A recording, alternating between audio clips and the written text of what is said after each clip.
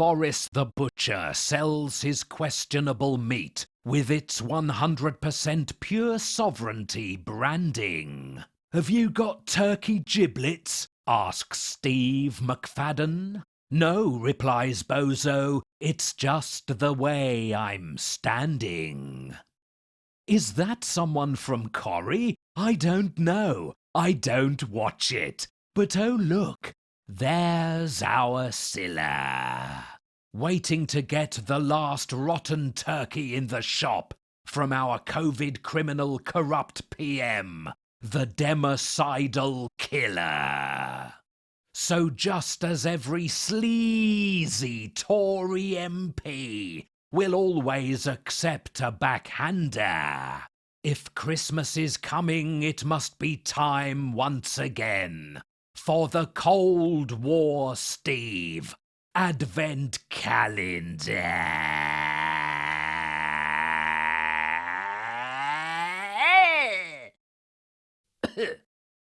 Join us on Twitter December 1st. Who's behind door number 1 of the Cold War Steve Advent Calendar? Let's have a look.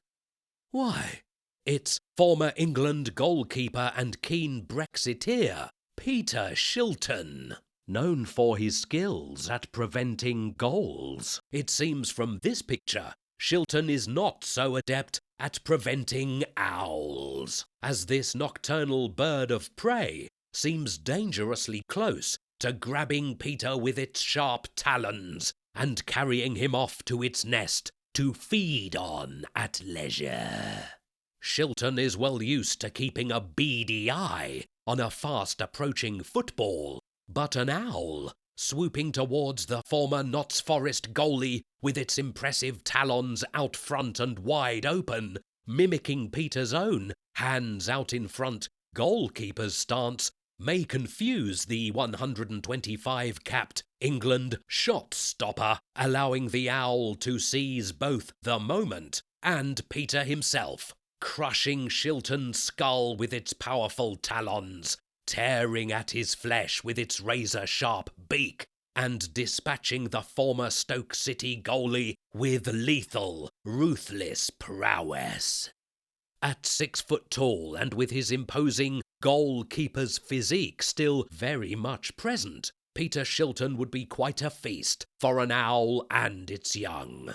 Though net-keeper Peter was an expert in using his goalkeeper's hands and body to maintain an empty net, his lifeless goalkeeper's hands and body would help an owl sustain a full nest, providing ample food for the winter months, as well as providing the festive irony of a bird and its family tucking into human flesh for Christmas dinner. An irony that would not be lost on Peter, who I'm sure would be amused and laughing heartily were he not a lifeless Yuletide meat feast for a family of hungry owls.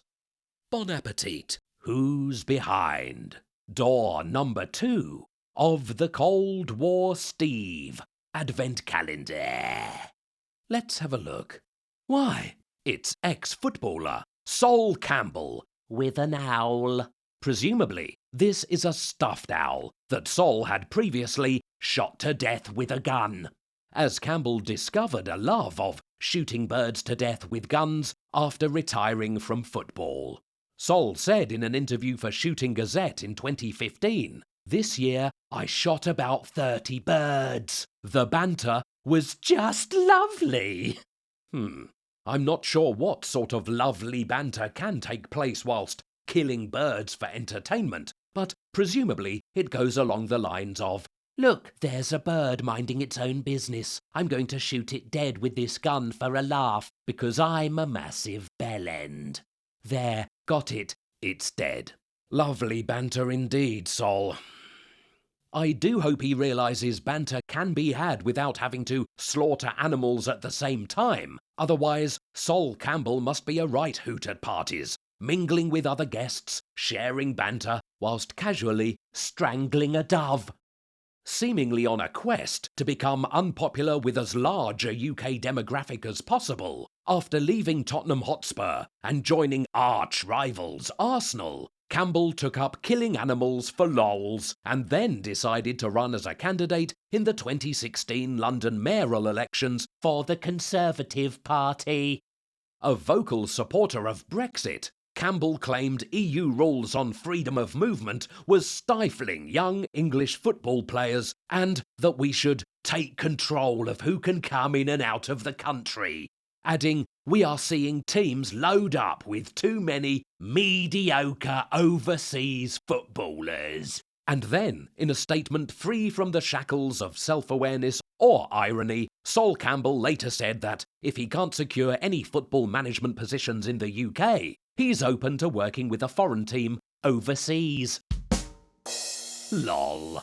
Campbell, who's behind door number 3 of the Cold War Steve Advent Calendar? Let's have a look. Why, it's not, as I first thought, Mr. Bronson from Grange Hill, but it is in fact Lord Ian Baron Botham of Ravensworth in the county. Oh, it's ex-cricketer Ian Botham with an owl perched on his shoulder. Owlsat. Owls are usually associated with wisdom. Yes, I did say usually. Or, in ex-cricketer Ian Beefy Botham's case, should that be Wisden? Wisden? Wisden? I don't know how you pronounce it. Anyway, it's meant to be a little joke for people who are into cricket.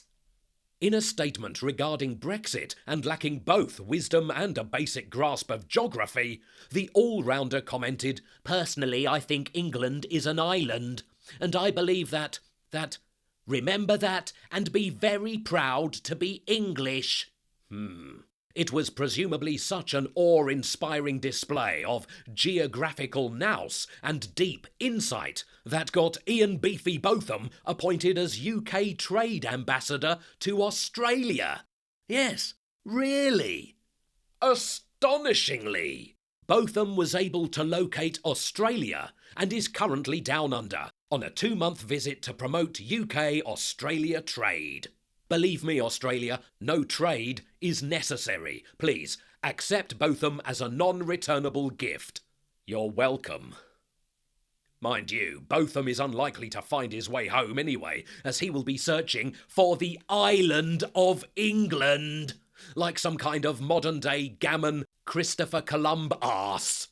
Ironically, given Beefy Botham's love of Brexit, we are having to send beef carcasses to the EU to be butchered, and then having to re-import them to deal with a beef shortage caused by a lack of butchers due to Brexit.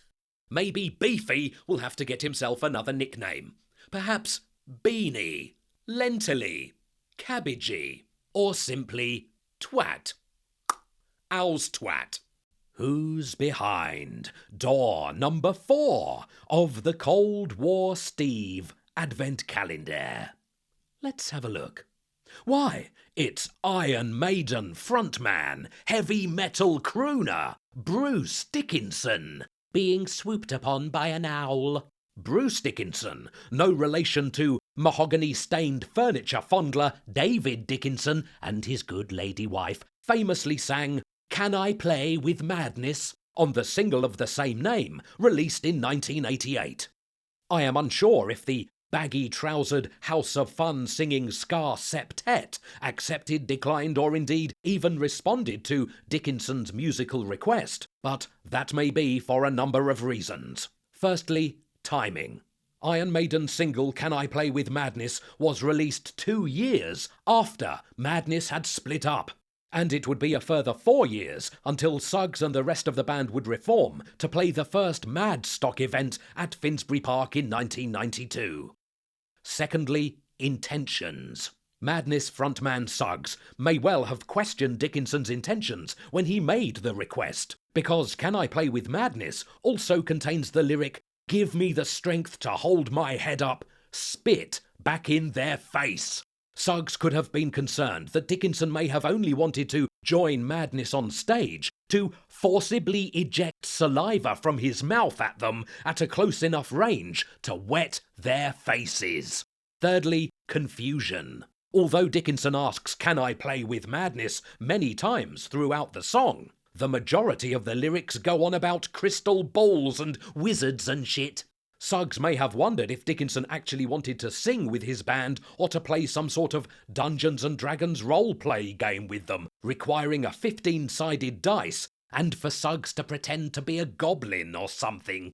Whatever the reason, Dickinson could have avoided confusion and uncertainty if he had just personally approached the band and made his request to them in a more straightforward way. There is also the possibility that I may have completely got the wrong end of the stick about this song and its lyrical meaning. Who's behind door number 5 of the Cold War Steve Advent Calendar? Let's have a look. Why, it's dirt disposal device designer James Dyson attempting to fend off an owl with a vacuum cleaner. James Dyson, who resembles Robert Kilroy Silk caught midway between regenerating into Nigel Havers, is pictured here trying to defend himself against an owl attack with one of his own brand of handheld hoovers. As an engineer, you'd have thought Dyson would have the common sense to realise that a vacuum cleaner made to suck up dirt using suction would be one of the worst things to use to fend off a winged feathered assailant, as the suction power of the hoover would draw the attacking bird closer, making violent physical contact more likely. Mind you, this is the multi-billionaire who championed Brexit, saying it would be great for UK trade and business, then post-Brexit relocated Dyson headquarters from Wiltshire to Singapore.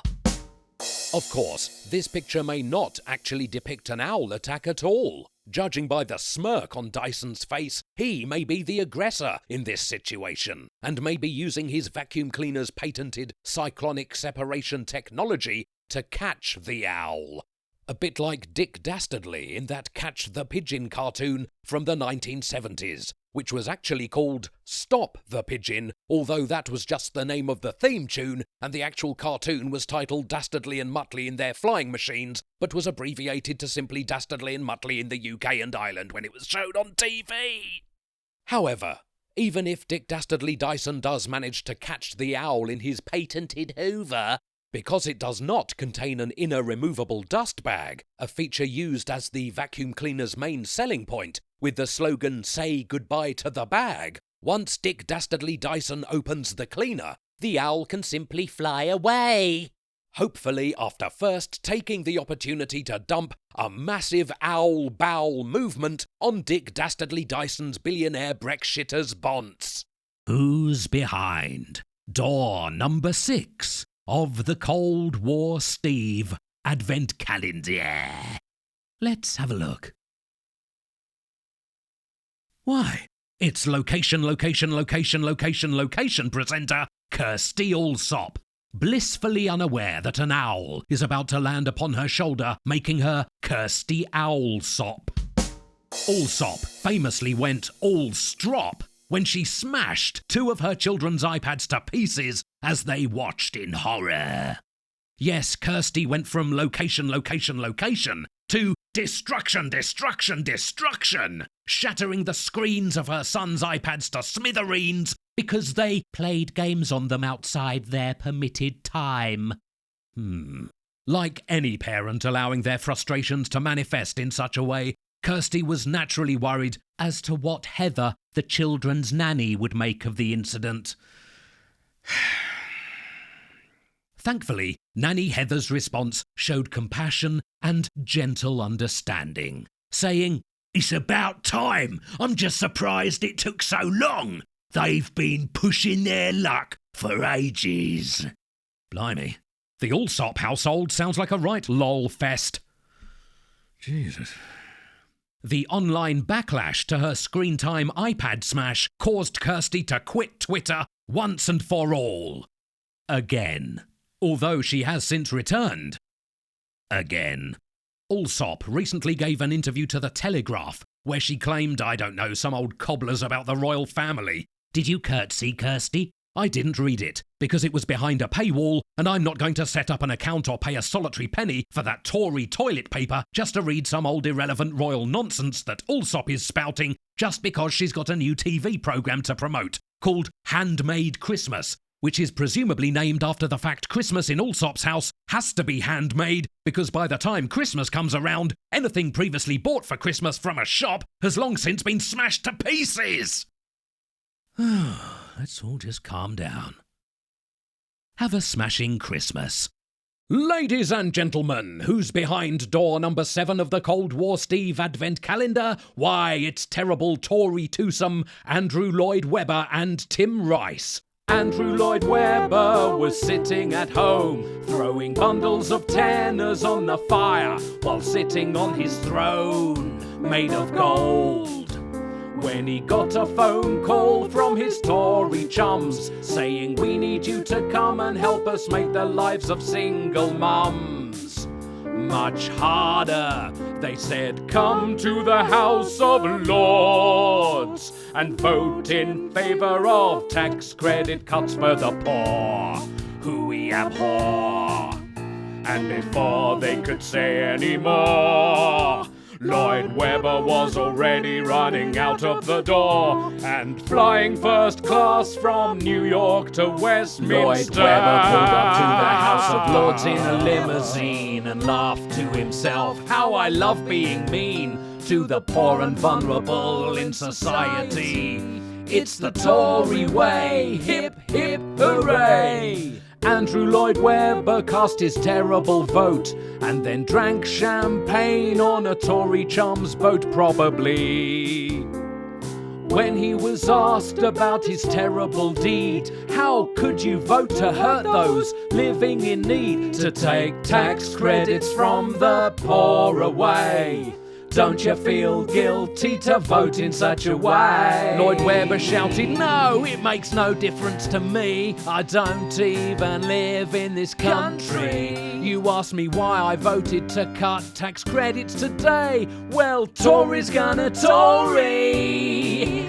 And he laughed and went on his way back to New York on a first-class flight, while Tim Rice lurched even further to the right, giving money to UKIP and schmoozing with Farage. Lloyd Webber and Tim Rice, two cheeks of the same arse. Two cheeks of the same arse. Who's behind door number 8 of the Cold War Steve Advent Calendar? Let's have a butcher's hook look. Why, it's Heidi-High Yellowcoat wannabe and former face of the National Egg Awareness Campaign, Sue Pollard. Why do eggs need an awareness campaign? I think we're all aware of what an egg is, and unless you are a vegan, and if you are, you'll certainly let us all know, you probably eat eggs on a regular basis. So who is it who needs to be made aware of eggs? Just who is the target audience for the National Egg Awareness Campaign? And what do? What sort of campaign would you create to make people who may not be aware of eggs aware of eggs? Would it be something like, "Hello, do you know what this is?" Holding up an egg. "This is an egg." I mean, what has happened to our once great nation that we need Sue Pollard to make us aware of the existence of eggs? Or if you will, existence. What happened? Was it Brexit? If you hear a squeaking sound, that's the bottom of the barrel. As with any photograph purporting to be Sue Pollard, you always have to ask yourself the question, is that Sue Pollard or is it Jenny Eclair? Jenny Eclair is essentially Sue Pollard for Guardian readers. But are they actually separate people, or is one just a character performed by the other one? That's the sort of awareness campaign we need. Are Sue Pollard and Jenny Eclair separate people? Not, "Are you aware that this is an egg?" And why would you need a celebrity to be the face of a National Egg Awareness Campaign? Surely the face of an egg awareness campaign should be an egg. With Sue Pollard known for her trademark Heidi-High catchphrase, "I want to be a yellow coat," I hope they at least dressed her up as an egg and had her saying, "I want to be a yellow yolk." Yolk. I want to be a yellow yolk. I mean, that looked better written down, to be honest. Bottom of the barrel, you say. Sue Pollard was also the recipient of the Rear of the Year award. And ironically, a bum does look like a couple of eggs. Who's behind door number 9 of the Cold War Steve Advent Calendar? Let's have a look. Why, it's Secretary of State for Business, Andrea Leadsom, betwixt two owls. I mean, what can I say about Andrea Leadsom? This is someone who described Boris Johnson as, and I quote, one of the world's great communicators. Oh, God. Before she got married, Leadsom's name was Andrea Salmon, a salmon. But just how much does Andrea have in common with her fishy namesake? Salmon can change colour during their lifetime. And similarly, Leadsom, who for years was ardently anti-Brexit, believing it would be a disaster for the country, suddenly changed to supporting vote leave, altering her stance whatever the cost to the country because being pro-Brexit would best further her career with the current government. Salmon are quite oily fish. And similarly, Andrea Leadsom was reported in the Times as believing she was better suited to Tory leadership than Theresa May because she has children and May doesn't. Leadsom accused the Times of gutter journalism, complaining what they had reported was the exact opposite of what she had said. Until, of course, the Times released audio of Leadsom saying exactly what they had reported. Salmon farming is causing coastlines to be swamped in salmon feces, in a similar way to how the UK is being swamped in Tory sleaze that constantly oozes from this corrupt Conservative government.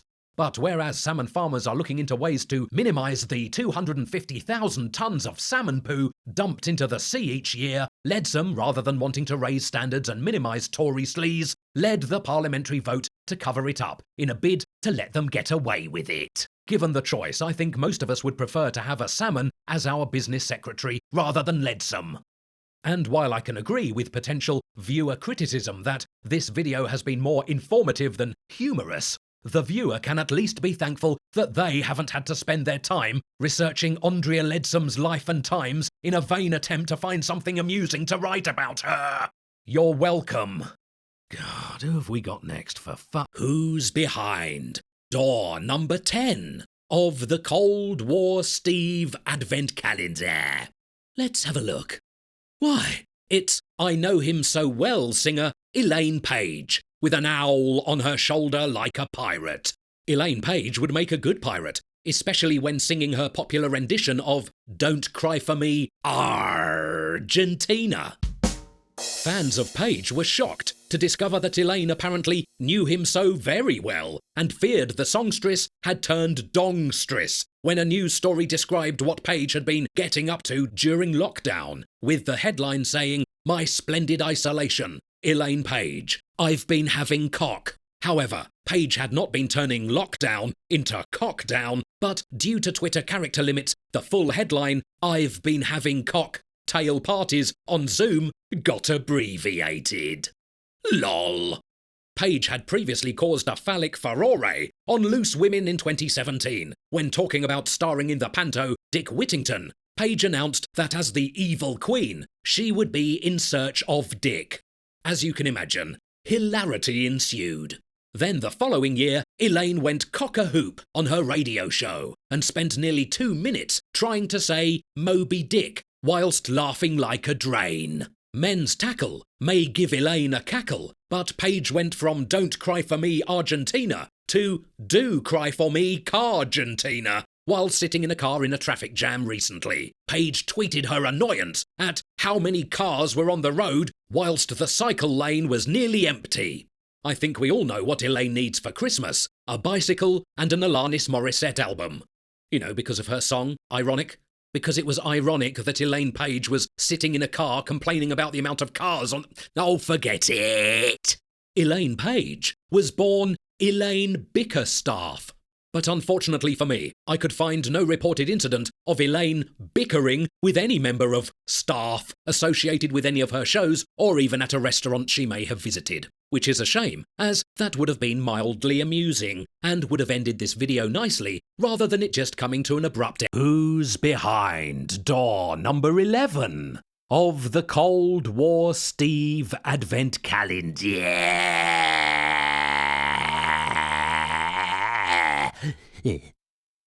Let's have a look. Why, it's businesswoman and hotelier Alex Polizzi. No, me neither. Apparently, Polizzi is the star of a show called The Hotel Inspector. Polizzi and her baker boyfriend began a bespoke bakery business before becoming betrothed. But Alex certainly didn't use her loaf when she was a vocal supporter of the Vote Leave campaign, or should that be Vote Leaven campaign.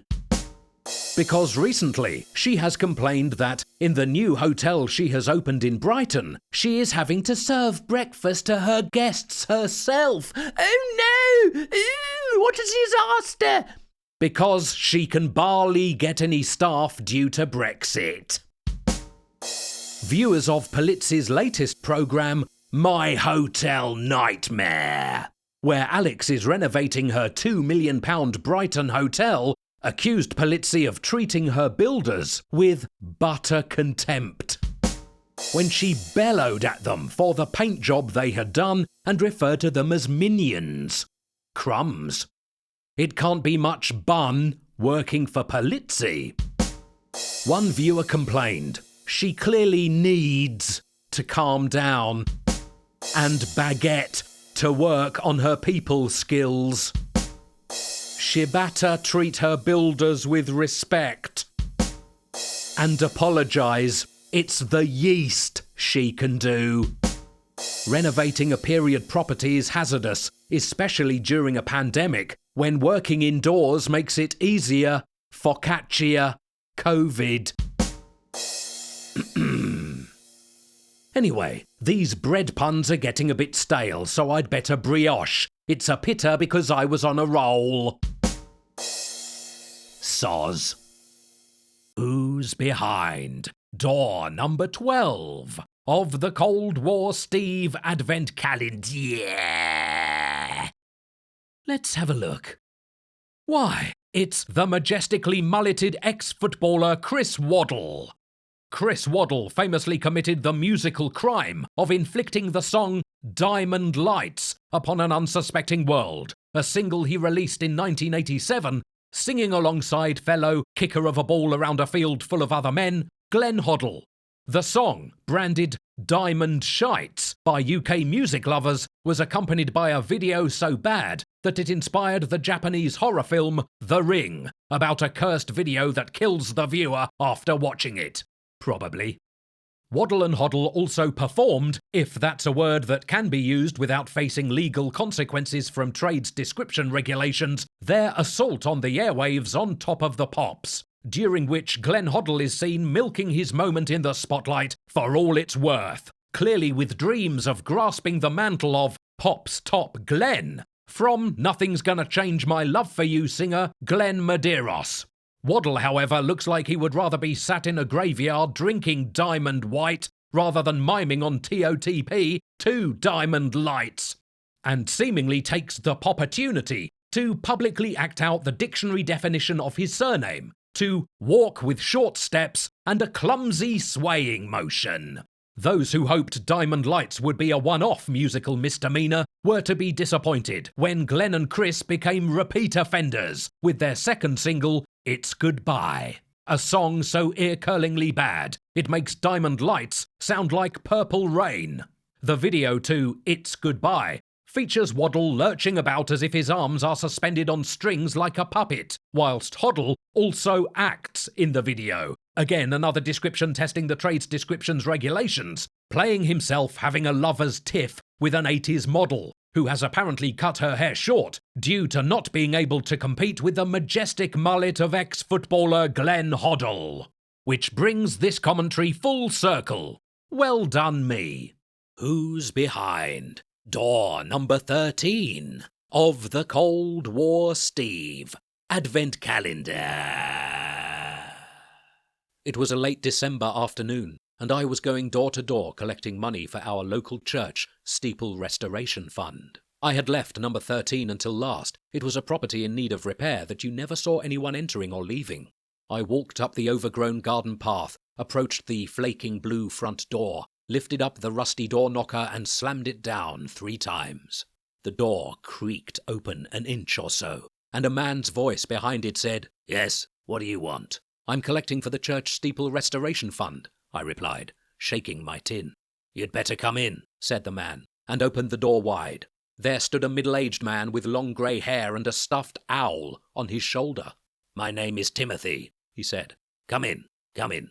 Thank you, I replied, and reluctantly entered this musty-smelling dwelling.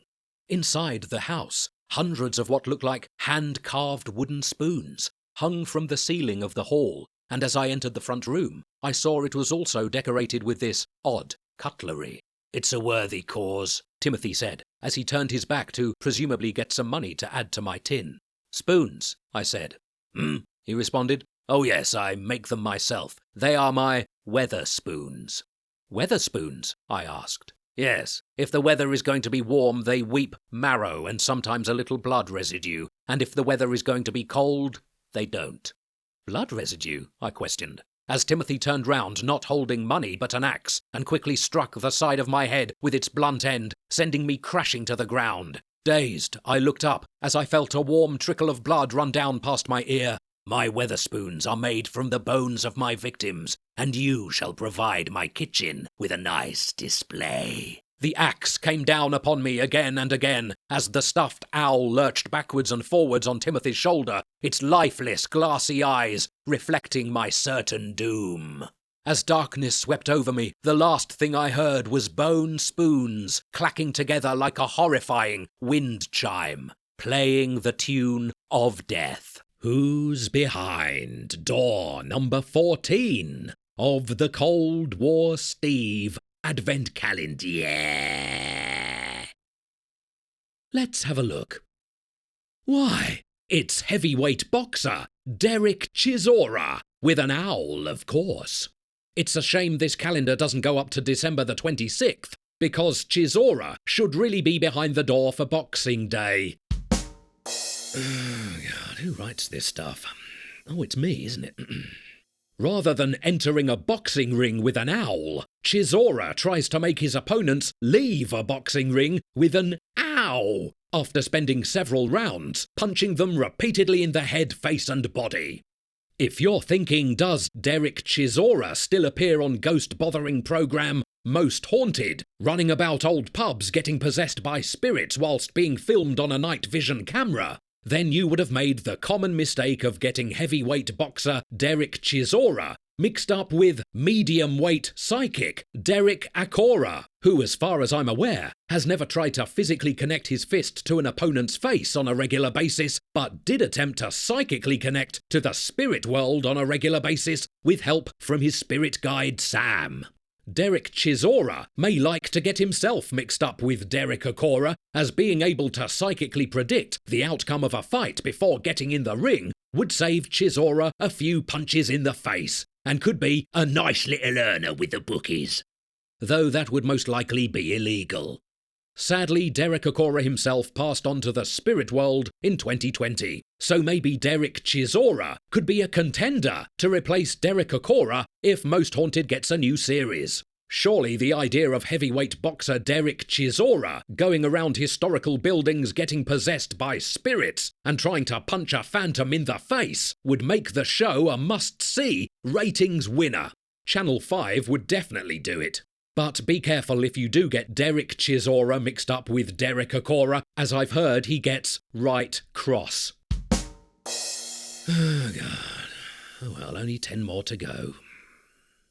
Who's behind door number 15 of the Cold War Steve Advent Calendar? Let's have a look. Why, it's Cheryl Baker and Jay Aston from 80s pop quartet Bucks Fizz. Bucks Fizz is the name given to a mixture of champagne and orange juice. But if you swap the first letters of Bucks and Fizz, you get a rude name for the profession of prostitution. Bucks Fizz famously won the Eurovision Song Contest in 1981, with their jaunty ditty, Making Your Mind Up. Their Eurovision performance included the shocking moment when Cheryl Baker and Jay Aston's skirts were whipped off to reveal slightly shorter skirts underneath. It's a shame their pants weren't revealed, then the papers at the time could have had headlines about the Eurovision Thong Contest.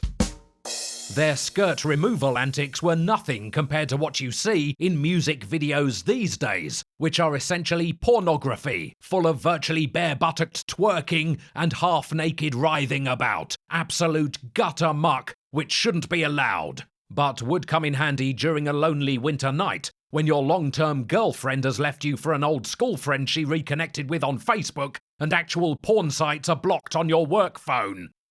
For example. These days, of course, the women in Bucks Fizz would be whipping off the male members of the group's trousers to reveal the male members of the group, which would at least allow the papers to have headlines about the Eurovision Dong Contest. Or perhaps the Eurovision Schlong Contest. Sadly, in 2019, Jay Aston did make her mind up to stand as a candidate for the Brexit Party. Despite entering the Eurovision and winning the most votes, Aston now wanted to exit the Eurovision and, unfortunately for her, only obtained 0.9% of the vote, achieving in Eurovision terms nil points.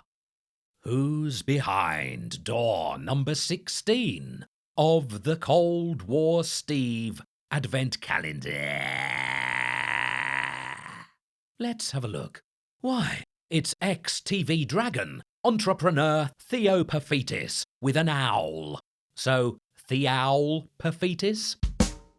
Perfitis recently tweeted the claim that 50% of UK small businesses are sole traders. Yet when I googled the question how many UK small businesses sell footwear, I could find no information to back up Perfitis' claim. So I responded to his tweet stating, I can find no information on the internet to support your claim that 50% of UK businesses sell footwear, though I have as yet received no response to my reply. Of course, Perfitis could have been referring to the bottom of the foot, therefore claiming that 50% of UK small businesses are chiropodists, however you pronounce that, foot doctors. Or did he mean sole as in the fish, thereby making the claim 50% of UK small businesses are fishmongers? It's these kind of vague claims and confusing statements that probably led to Theo voting for Brexit, then supporting a second referendum, whilst still wanting to leave the EU. He could of course have intended his tweet to be offensive, calling 50% of UK small businesses arsehole traders. Or maybe he was using his privileged platform to take the opportunity to have a derogatory dig at butchers, with his tweet possibly referring to the alleged unpleasant content of sausages. So which is it, Theo? Footwear, feet, fish, arseholes, sausages, Brexit, second referendum, leaving the EU, or what? Come on, mate, make your mind up. I don't recall you being this indecisive in the Den, either for Millwall or the Dragons. How Perfitis has made a success in business when he is seemingly happy to create such confusion around UK small businesses and Brexit, not to mention arseholes, is anyone's guess. And for that reason, I'm out. Who's behind door number 17 of the Cold War Steve Advent Calendar live? Yes, I'm recording this live. And if you're thinking, well, that doesn't make sense. How does recording live differ from how you record it normally? Just shut it and go with it. You're wasting time. I've only got 2 minutes and 20 seconds. So let's have a look. Why, it's Digby Jones looking confused as he stares at an owl. Lord Digby of Jonesshire, or whatever nonsense title he's been given, is known for talking absolute cobblers, especially when it comes to Brexit. For example, he claimed that the effect of Brexit on the economy would be minimal, saying there's not going to be any economic pain. If there are job losses, they will be very few. And then after Brexit said, I made it very clear in every speech I gave we would be economically worse off. Badum tish. If you would like to hear Digby Jones talk cobblers at your event, you can book him via his website, digbylordjones.com, which if you visit and click on the gallery, you really are in for a treat. Dozens of pictures of Digby in various poses, business Digby, fun time Digby, moody black and white photos of Digby in a suit and tie, sat on metal stairs with his head resting on his hand looking miffed as if he's just been locked out of his flat. Digby sat on the same stairs, but holding his chin and looking hopeful, as if he knows the locksmith is on the way. Digby blocking the way to the stairs, as if to say, "You're not coming this way, sunshine, unless you're the locksmith. Are you?" Digby standing by the metal stairs in colour, with his hands disconcertingly in his pockets, as if playing pocket billiards to while away the time until the locksmith arrives. Digby sat on the metal stairs, but hello, the tie has gone and 3 shirt buttons have been unfastened. Steady on, Digby, this isn't OnlyFans. Then there are some bizarre photos of Digby pointing into the distance and laughing like a maniac, as if he was auditioning for a Chums or Damart catalogue. So that was Who's Behind Door number 17 of the Cold War Steve Advent Calendar Live. A most likely unsuccessful attempt to jazz up a lacklustre video, but hopefully quantity disguises the lack of quality, and I'll see you tomorrow. Bye! Who's Behind Door number 18 of the Cold War Steve Advent Calendar?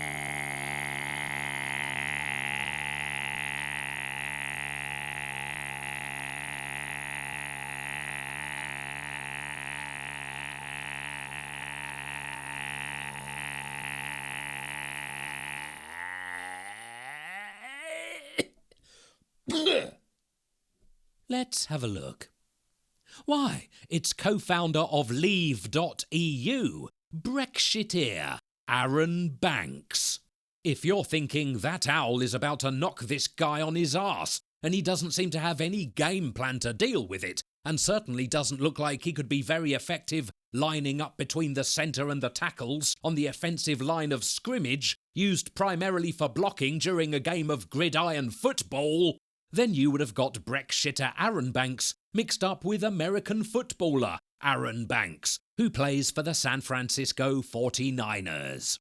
Perhaps there are some of you looking at this picture confused and thinking, well, I see this owl looks like it's about to build a nest in this guy's hair, but he certainly doesn't look like he could provide much wet grassland, woodland, or drainage ditches, and I know pictures can be deceiving, but he certainly doesn't appear to cover an area of 64 acres. If so, then you've made the mistake of getting Tory party and UKIP donor Brexiteer Aaron Banks mixed up with Aaron Banks, the nature site of special biological interest that includes a tidal stretch of the River Arun.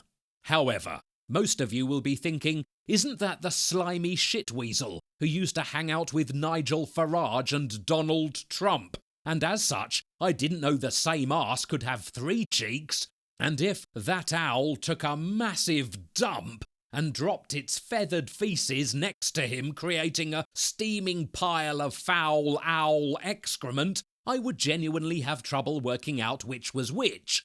Then you would be absolutely spot on. LOL! Who's Behind Door number 19 of the Cold War Steve Advent Calendar? Let's have a look. Why, it's actor, author and screenwriter Julian Fellowes, wearing an owl. Julian Fellowes? Fellowes mainly writes period costume dramas about posh people having a little bit of bother, but everything turning out okay because at the end of the day they've got nothing really to worry about due to being posh, privileged, rich and white. This kind of posh and privileged porn was lapped up in the UK and America when Fellowes created Downton Abbey, about the Crawley family in their big house with servants, where each week the family had a little bit of bother. But everything turned out okay because at the end of the day they had nothing really to worry about due to being posh, privileged, rich and white. This continued for 6 series until Downton Abbey closed its doors in 2015. However, 4 years later, Downton Abbey the movie came out, which raised the poshometer to maximum. having King George V and Queen Mary turn up for a visit. But of course, a bit of bother was not far away in the form of a mystery man turning up in town with plans to assassinate the king. Ooh. This bit of bother is soon dealt with and everything turns out okay, again due to reasons previously stated. Next year sees the release of the sequel, Downton Abbey: A New Era, the plot of which, judging by the trailer, sees the posh Crawley family having a little bit of bother again, but this time in France. Sacre bleu! Of course, I don't think I'm giving anything away to wager that, at the end, everything will turn out okay, because, well, you know. Fellows is currently working on a new television show for HBO, which will be quite a departure from his previous work, as The Gilded Age will be a period costume drama about a posh rich white family having a bit of bother, but this time in America.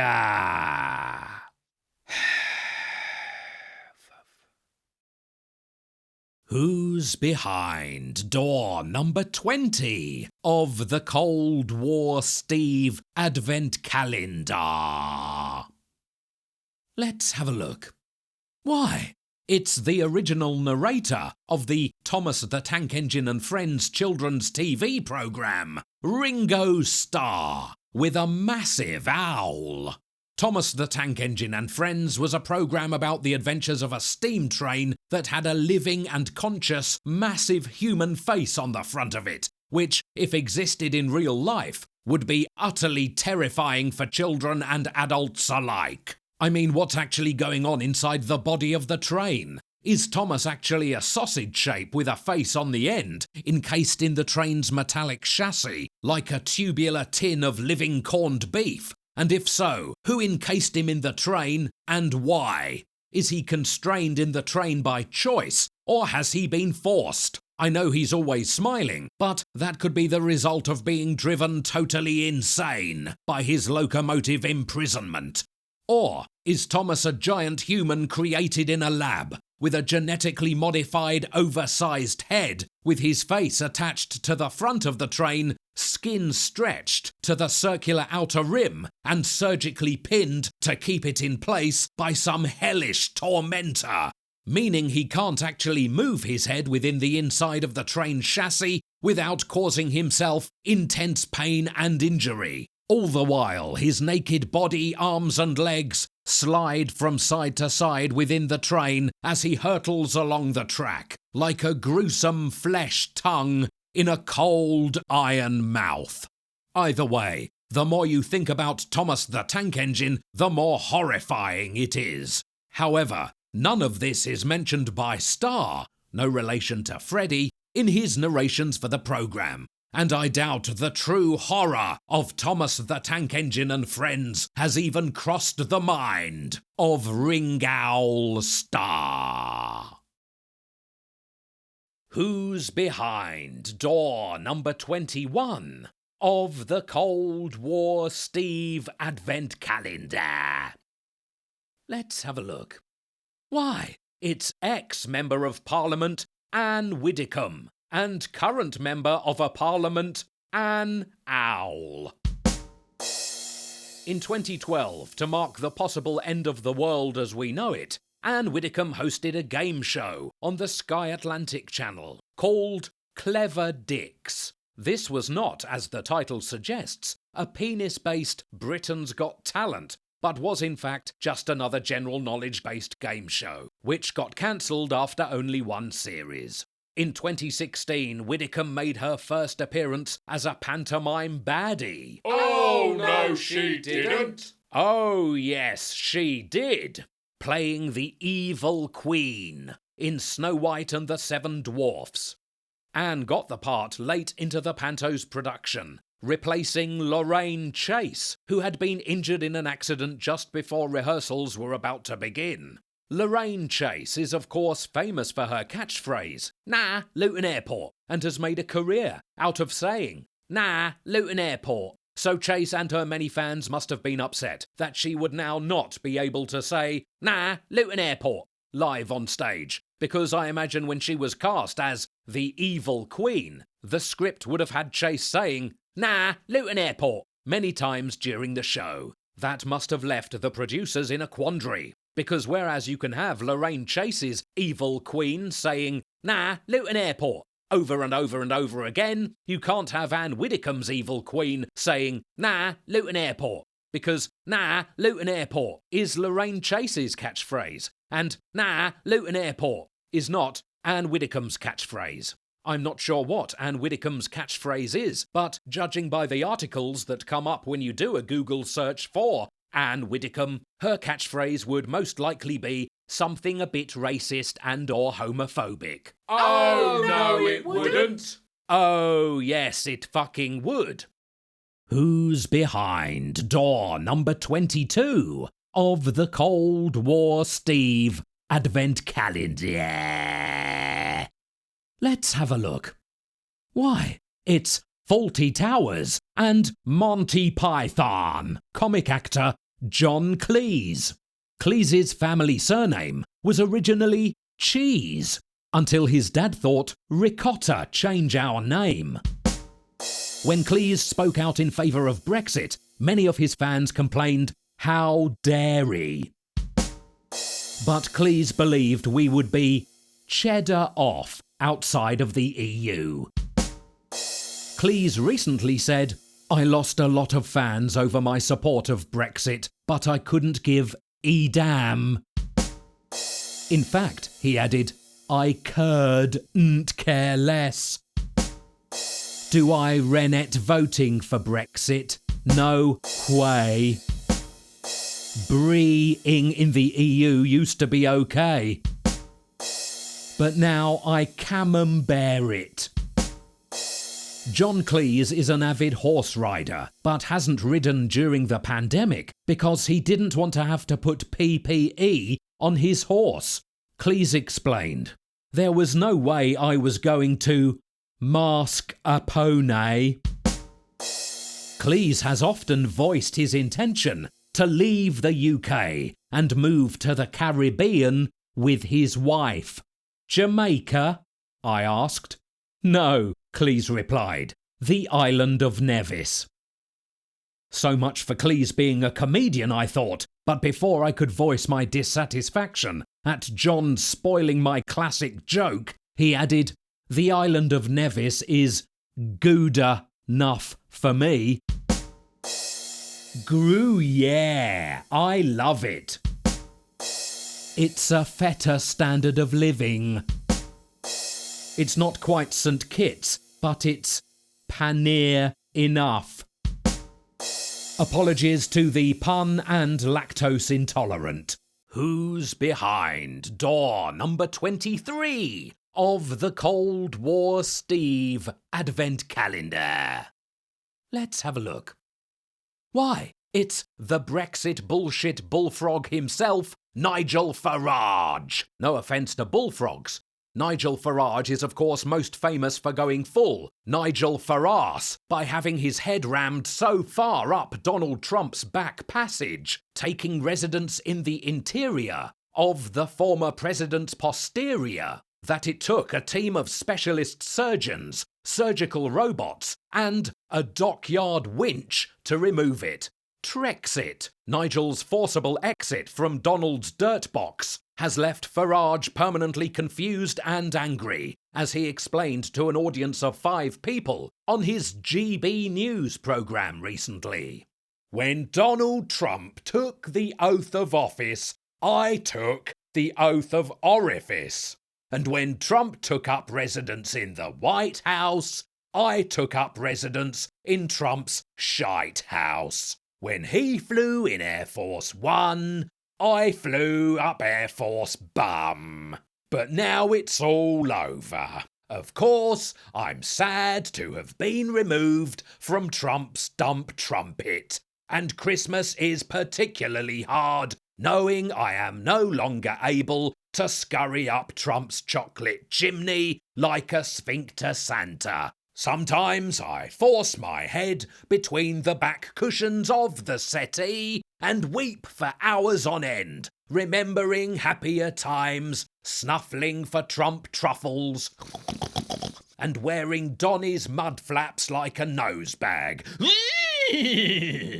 When putting up the balloons for a Christmas party, I choked up when I saw a red balloon knot. And on Christmas Day, Yule logs are banned from the house, and I have to get my ex-wife to stuff the turkey. Nigel Farras. Who's behind door number 24 of the Cold War Steve Advent Calendar? Let's have a look. Why, it's Roger Daltrey, singer with the band The Who, not to be confused with The Who, the World Health Organization. One of them should change their name to avoid confusion. A bit like when the WWF, the World Wrestling Federation, had to change their name because it got confused with the WWF, the World Wildlife Fund. And due to this mix-up, Big Daddy ended up having to wrestle a panda live on television on ITV's World of Sport in the late 1980s. Despite winning the bout with an impressive takedown of the panda to shouts of "Easy, easy, easy" from the slightly confused but nevertheless entertained crowd of spectators, Daddy quit wrestling soon afterwards, and the World Wrestling Federation changed their name to WWE, World Wrestling Entertainment, to avoid any similar mix-ups in the future, though Giant Haystacks was reported to be very disappointed, as he had always wanted to wrestle a swan. Getting the band The Who muddled up with the World Health Organization could have serious ramifications. I mean, you wouldn't want to be getting COVID advice from Roger Daltrey, and you wouldn't want to mistakenly book the World Health Organization to headline Glastonbury. Although it would be quite amusing to book The Who, the World Health Organization, to headline Glastonbury and see how fans of the band The Who react when instead of Roger Daltrey running on stage, swinging his microphone about to the theme from CSI Miami, some of the world's leading doctors, scientists and epidemiologists walk on stage to the theme from Casualty and proceed to give a lecture about metabolism and toxicity in relation to chemical safety. LOL. Roger Daltrey famously sang, "Hope I die before I get old," and then didn't. Merry Christmas.